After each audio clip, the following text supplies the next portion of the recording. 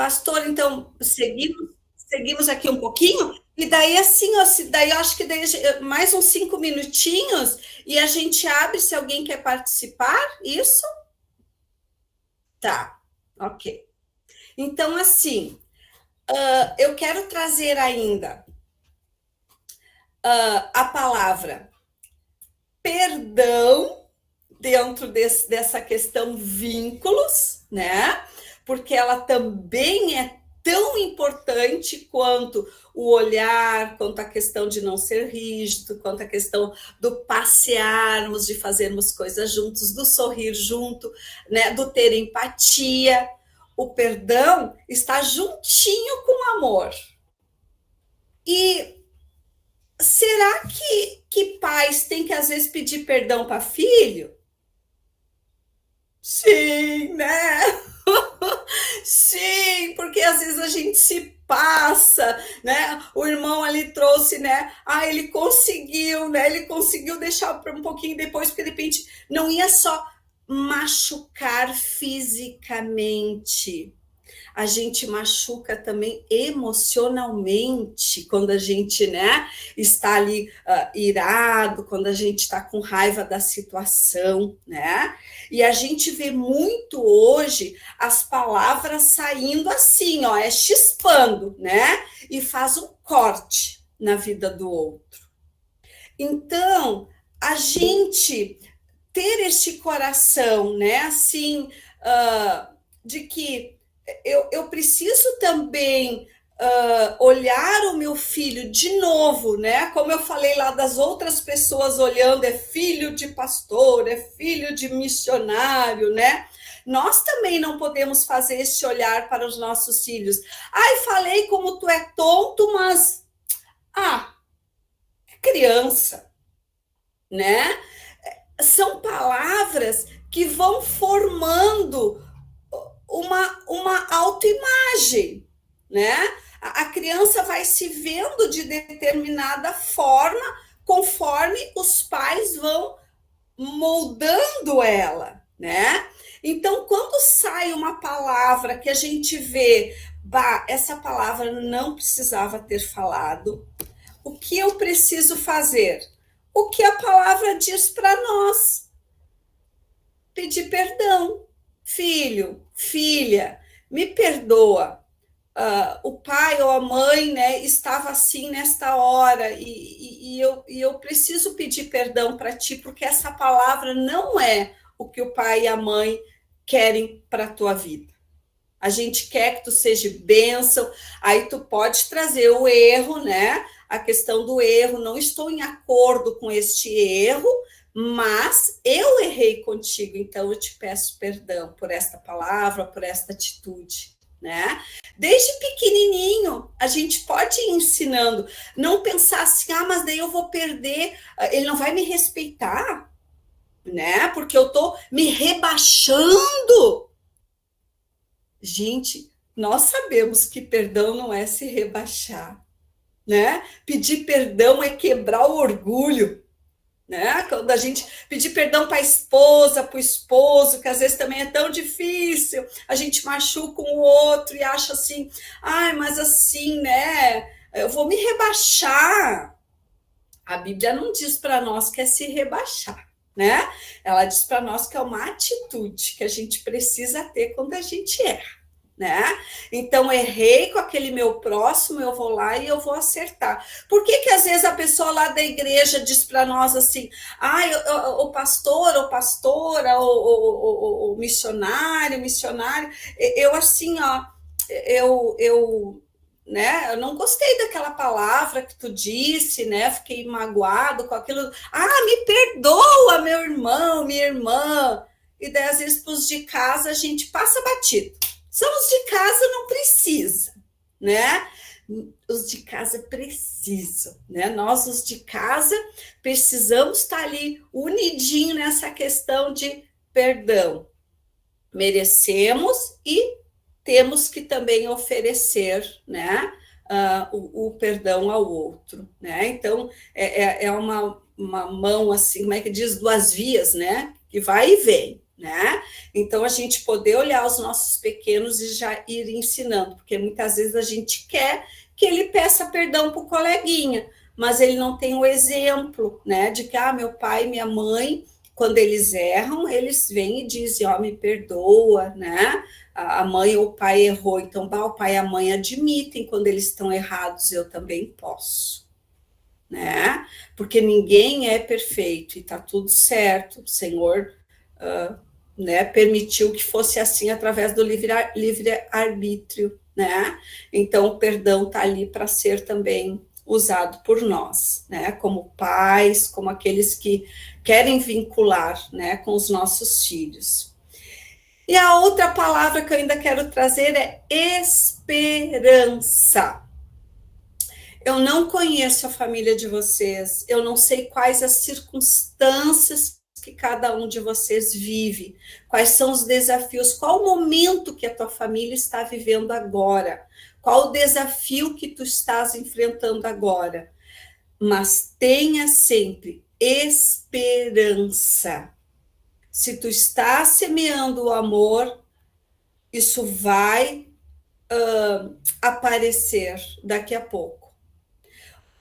Quero trazer algo para vocês dentro dessa palavra esperança. Eu tinha uma plantinha que eu gostava muito. Está começando temporal aqui na minha cidade, começando trovões. Eu tinha uma plantinha que eu gostava muito dessa plantinha, e eu cuidava muito bem dela. E eu não sou uma pessoa de saber cuidar muito de plantas, não, mas aquela eu cuidava. E a gente foi para a praia, a gente ficou 10 dias numa praia.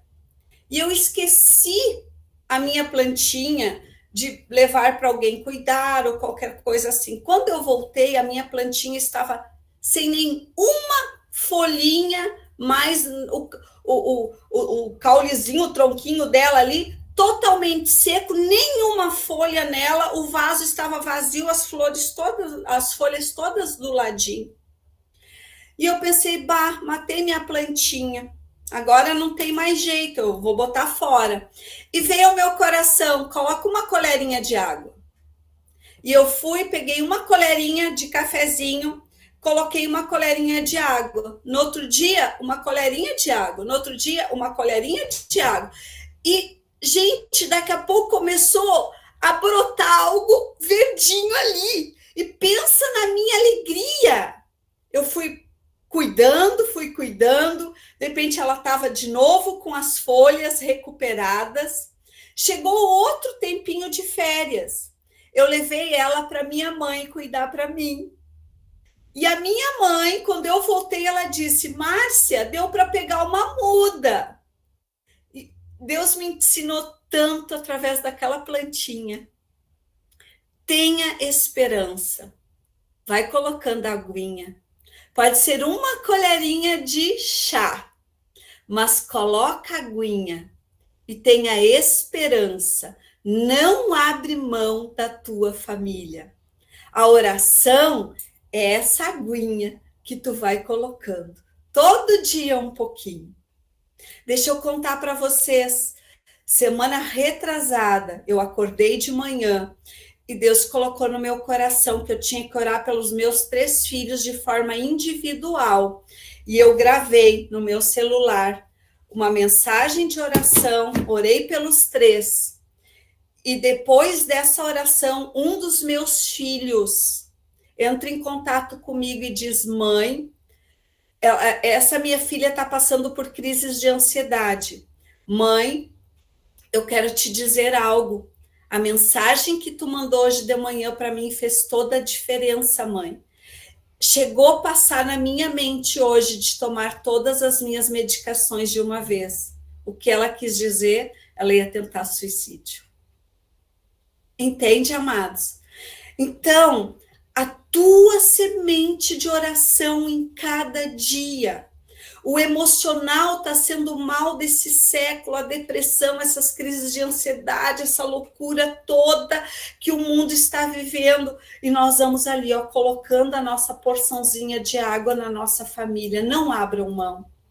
Por mais difícil, por mais situações que venham, fica firme de mãozinha ali com o Senhor, buscando em oração, cobrindo a tua casa em oração, que o Senhor está contigo. Amém, amados? Era isso que eu tinha, então, para vocês, e termino com esses 2 exemplos que possa ficar aí para a vida de vocês, que a gente possa ir aí regando a nossa família um pouquinho cada dia para mantê-los próximos. Amém? Amém. Muito obrigado, Márcia. Foi muito rico. Não sei para você, mas para mim foi importante muita coisa que você falou. Eu pensei muito nos meus filhos, especificamente até no Davi, meu filho de 15 anos, adolescência. Até escrevi uma mensagem aqui para ele agora, agora não, no início da palestra, para a gente ir no cinema junto, para a gente conversar um pouco.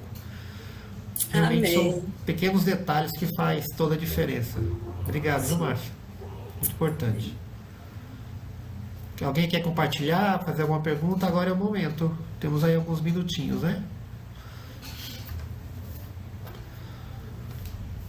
Aí pode abrir o microfone e falar, se quiserem. Estou às ordens para vocês. A irmã que está lá no dentista ainda está ali com a gente, ó. Querido. Como que foi a palestra para vocês? O que vocês tiraram de lição para a sua vida? Fortalecendo vínculos familiares. Esse foi o tema, Obrigada, Ana Cláudia. Já que ninguém quer falar, eu vou falar novamente. Fala aí, José. Irmã Márcia, muito obrigado pela boa palavra. É muito bom a gente ouvir o que a gente já sabe. É muito bom, porque às vezes, na hora certa, a gente esquece dessas coisas. Então, Deus está trazendo ao meu coração.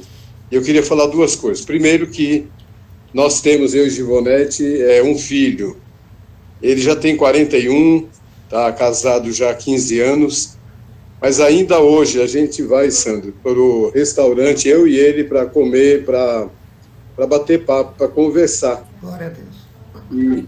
E isso é importante, ele aprendeu isso em casa, a gente sempre levou na base do diálogo, da conversa, da disciplina também. Ele conta das surras que ele levou, tal, mas hoje a gente ri do passado. Mas foi muito bom. Durante a adolescência dele, o pastor Sandro está aí com um adolescente, é um momento assim de transição. Eu falo que o adolescente ele está se preparando para a vida adulta.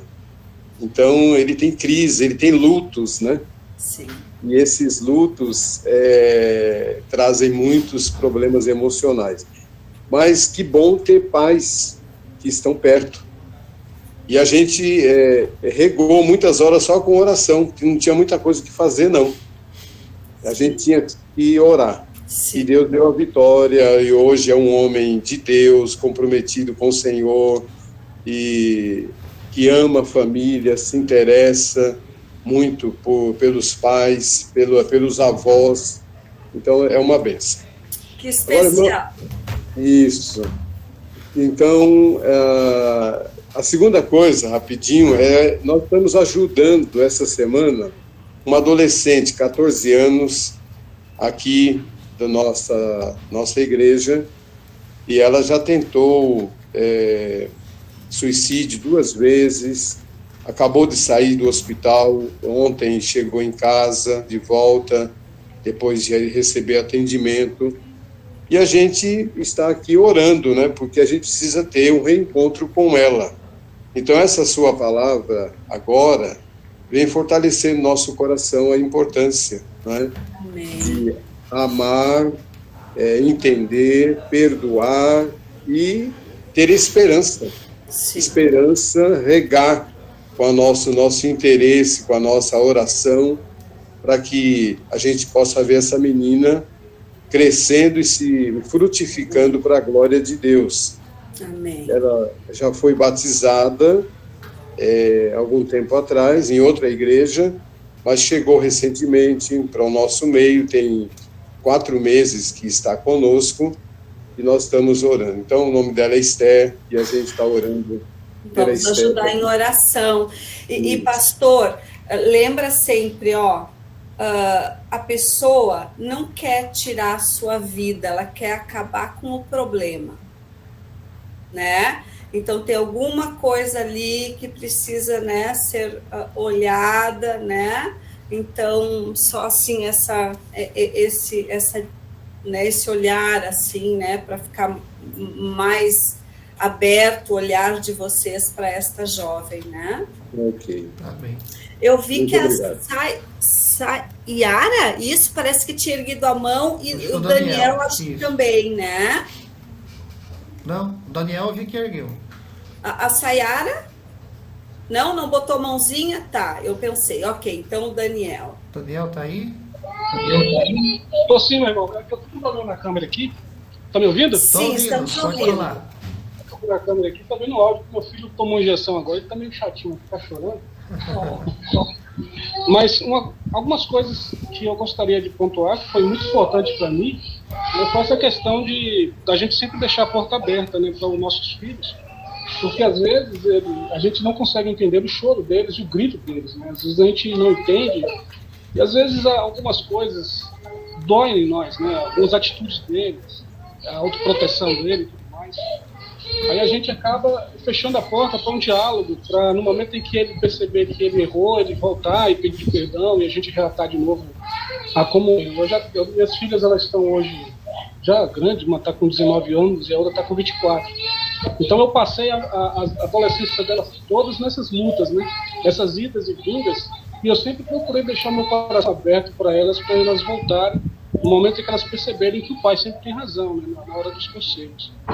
E outra coisa que eu também entendi, e eu gostaria de falar com a irmã, que essa questão da gente ser missionário, ser pastor, às vezes a gente cobra da gente perfeição, e a gente quer que nossos filhos também sejam perfeitos. Isso eu cobrei muito, né, dos meus filhos, das minhas filhas, mas foi um momento em que Deus me ajudou, que me deu a capacidade de ter experiências para compartilhar com outros. Eu baseio isso lá em 1 Coríntios, quando a Bíblia diz que com a mesma consolação que nós somos consolados, nós podemos consolar os outros. Então, assim, a dor, a gente só consegue saber o tanto que o outro sente quando nós também sentimos. E eu perguntava para Deus, pai, por que eu estou passando por tudo isso?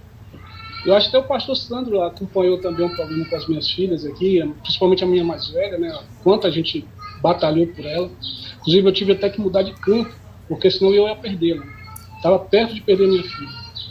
E aí foi uma batalha muito grande. Mas hoje nós conseguimos vencer. Ela está na igreja, ela não se perdeu. A Deus toda a glória. Glória a Deus. Amém. Glória a Deus. No momento em que ela veio para mim, me abraçou, me pediu perdão por tudo que ela falou e me pediu ajuda. Então isso aí foi muito bom para mim. Então, é isso que eu sempre falo. Hoje eu sou conselheiro na escola, né? Quer dizer, desde quando a gente começou o nosso ministério, nós trabalhamos como capelania escolar. Mas sem o curso, depois é que eu vim fazer o curso.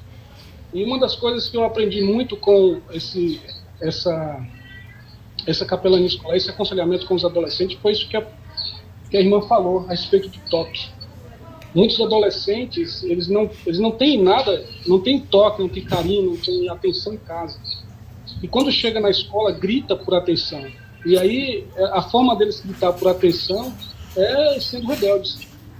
E aí, a hora que a gente senta com eles e conversa com eles, eles estão vendo que a gente percebe que eles não querem outra coisa a não ser dizer, eu estou aqui, eu sou vivo, eu sou um ser humano, eu preciso de atenção.